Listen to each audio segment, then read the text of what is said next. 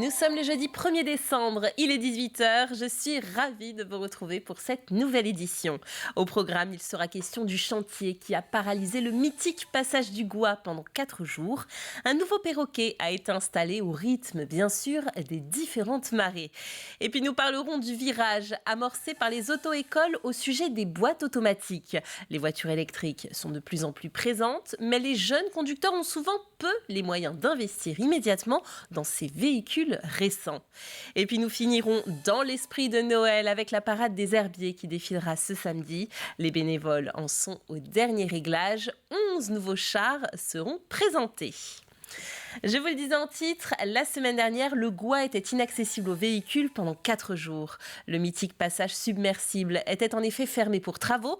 Il s'agissait en substance de changer une balise et quelques pavés abîmés par les passages de marée. Des travaux qui n'ont donc rien d'extraordinaire, mais que la configuration des lieux rend plus délicat. Agathe Poulet est allée s'en rendre compte. À peine la marée s'éloigne de la berge que les ouvriers se mettent en place pour venir poser la nouvelle balise. Suite à un bateau qui aurait heurté le mât, les menuisiers ont eu 15 jours pour le préparer avec un bois d'une durée de vie d'une 50aine d'années. Alors c'est de l'azobé, un bois exotique qui vient d'Afrique. Le bois est extrêmement dur et sa densité c'est à peu près 1,2 tonne, 1,4 tonne au mètre cube. Donc c'est un bois qui ne flotte pas, très dur. Et on a travaillé ce bois exotique avec des outils au carbure de tungstène. À l'aide d'une grue afin de déplacer le mât de 7,50 m, c'est au tour des maçons de venir sceller le perroquet à l'aide de sable tassé grâce à l'eau et de ciment, enterré sur 2 mètres de profondeur. Avec son entreprise, Luc Leroy avait déjà participé aux travaux il y a 22 ans sur les 9 balises qui se dressent sur les 4 km du passage du Gois. On avait anticipé un petit peu le jour où il fallait refaire une balise. Donc on a mis des buses à l'époque, qu'on a rempli de sable et on a bétonné la tête de la buse.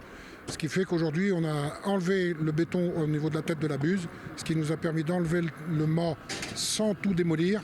Et ensuite on a remis le mât, remis du sable et remis du béton en tête de la buse. Ce nouveau perroquet permettra de venir en aide aux personnes en difficulté lorsque la marée monte.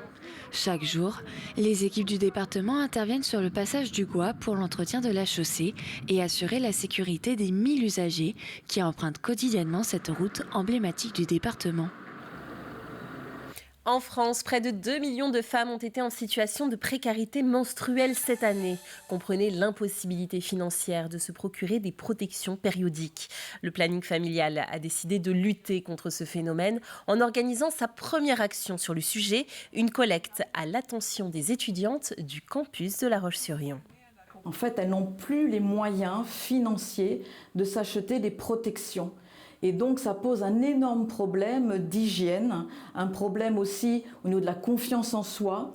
On s'aperçoit des jeunes filles ne vont plus à l'école puisqu'elles ont leurs règles, des femmes qui sont dans la rue aussi, qui n'ont pas de système et qui n'ont pas les moyens financiers pour se protéger, pour se sentir bien dans ces moments un peu difficiles pour ces personnes qui sont dans des situations précaires. Et puis on voit très bien que durant toute sa vie, ça coûte très très cher pour les femmes d'acheter ces systèmes de protection. Et rendez-vous donc ce samedi de 10h à 16h pour participer à la collecte. Des boîtes à dons seront installées dans les magasins Carrefour et Biocoop de La Roche-sur-Yon, ainsi qu'au Carrefour Contact de l'Herbergement. Une auto-école renouvelle ses véhicules pour des neufs en moyenne tous les 2 ans. Mais alors que les voitures électriques sont encouragées et que celles-ci sont vendues uniquement en boîte automatique, comment continuer à apprendre aux élèves le maniement de la boîte manuelle ? Un véritable casse-tête au sein des auto-écoles. Élément de réponse avec notre journaliste Colline Davy. Double commande, double rétroviseur, aucun doute, nous sommes bien dans une auto-école. Créneau, t'as fait ? Créneau, non. T'as pas travaillé encore les créneaux ? Mais aujourd'hui, petite particularité, l'apprentissage se fait sur boîte automatique. On a encore la plus grosse partie de nos élèves qui passent en mécanique. On a de plus en plus d'automatiques qui commencent à se faire. C'est d'ailleurs pour ça qu'on en a commandé une deuxième. Parce que on se rend compte qu'effectivement on nous tend à vouloir acheter des véhicules électriques et que les véhicules électriques sont en boîte automatique. Et dans les auto-écoles, ce changement devrait s'accélérer. Ce parc automobile est renouvelé tous les 2 ans et les constructeurs abandonnent peu à peu la boîte manuelle. 56% des voitures sont équipées de boîtes automatiques, elles n'étaient que 10% en 2010. Problème, tout le monde n'a pas les moyens de conduire ces véhicules neufs dès l'obtention du permis. C'est aujourd'hui un vrai changement dans la façon dont va être organisée la formation. C'est-à-dire que bientôt, il n'y aura plus de véhicules à boîte manuelle disponibles pour les auto-écoles. Ça peut être à très court terme, 3-4 ans. Et il faut déjà être prêt pour avoir des supports d'apprentissage qui permettent quand même d'assurer une formation pour ceux qui veulent apprendre la boîte manuelle. Et ils seront les plus nombreux puisque les jeunes qui ont un budget limité en achat d'un premier véhicule n'auront pas accès tout de suite à ces nouvelles technologies, sauf à louer des véhicules pour les vacances ou pour des périodes de courte durée. Les auto-écoles font donc face à un vrai défi pour concilier conditions optimales d'apprentissage et besoins des clients. Avant que ce dilemme ne devienne la norme, certains anticipent sur de possibles solutions. 3 mois après la réussite à l'examen, on peut passer la formation B78 qui permet de conduire une boîte mécanique sans repasser devant l'inspecteur. Donc, ce qui nous a amené à acheter ce super jouet. Le simulateur, c'est une voiture. On nous a recréé en fait la vision qu'on a du siège conducteur. L'idée étant d'avoir toujours les meilleurs véhicules pour nos élèves, il faudra qu'on trouve des solutions. Le simulateur en est une, et il faudra certainement qu'on le complète avec autre chose. Le simulateur multiplie les possibilités d'apprentissage pour s'adapter aux nouveaux modèles. On pourra utiliser le limiteur, le régulateur et puis progressivement toutes les aides à la conduite. D'accord. Mais sur le marché de l'occasion, les voitures sans toutes ces options resteront majoritaires encore un certain temps. Tout l'enjeu est de réussir ces années de bascule pour que les jeunes sachent conduire dans le parc actuel, mais aussi selon leurs moyens. Et pas de problème de ce type avec le vélo. Le département cherche, comme beaucoup d'autres, à favoriser ce moyen de transport pour les trajets maison-travail.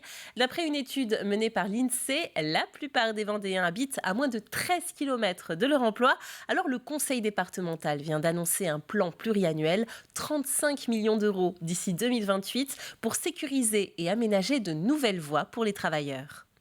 Notre volonté, c'est de permettre aux personnes qui souhaitent se rendre à leur travail en vélo de pouvoir l'utiliser en toute sécurité. On n'a pas besoin des mêmes infrastructures quand on est en touriste, où on va le faire en pleine journée, que quand on est quand on travaille, où là on va partir tôt le matin, tard le soir, quels que soient les déplacements en mode doux. La sécurité, c'est l'élément fondamental. C'est tellement vite une portière qui s'ouvre, un automobiliste qui tourne, qui ne voit pas par la pénombre le soleil. Donc voilà, la sécurité, c'est un enjeu majeur.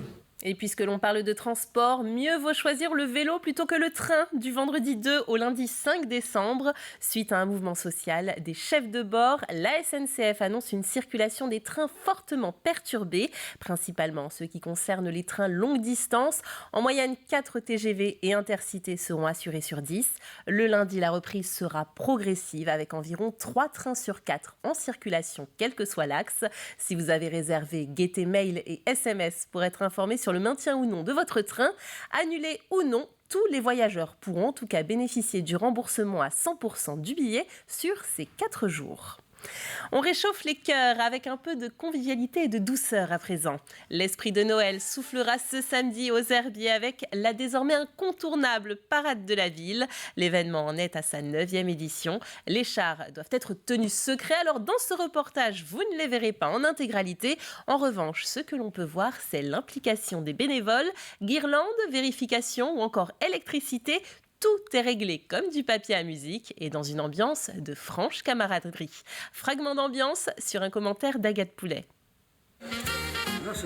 Chaque détail a son importance et pour ce faire, les bénévoles mettent la main à la pâte pour finaliser les chars de la 9e parade de Noël. Dans un esprit chaleureux, chacun participe à la création d'une dizaine de chars.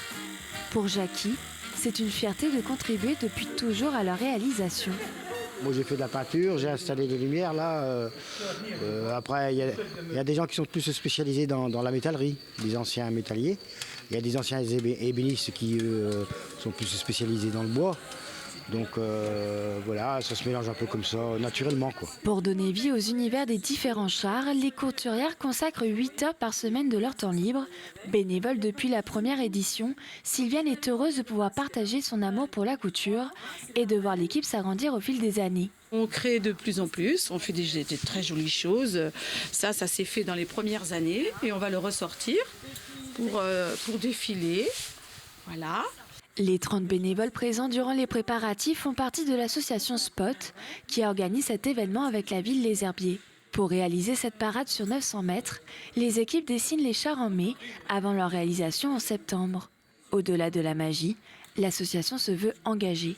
On fait ça avec tout ce qu'on peut aussi récupérer parce qu'on est dans cette démarche-là aussi. Il y a des chars qu'on réutilise aussi une année sur l'autre mais qu'on modifie complètement.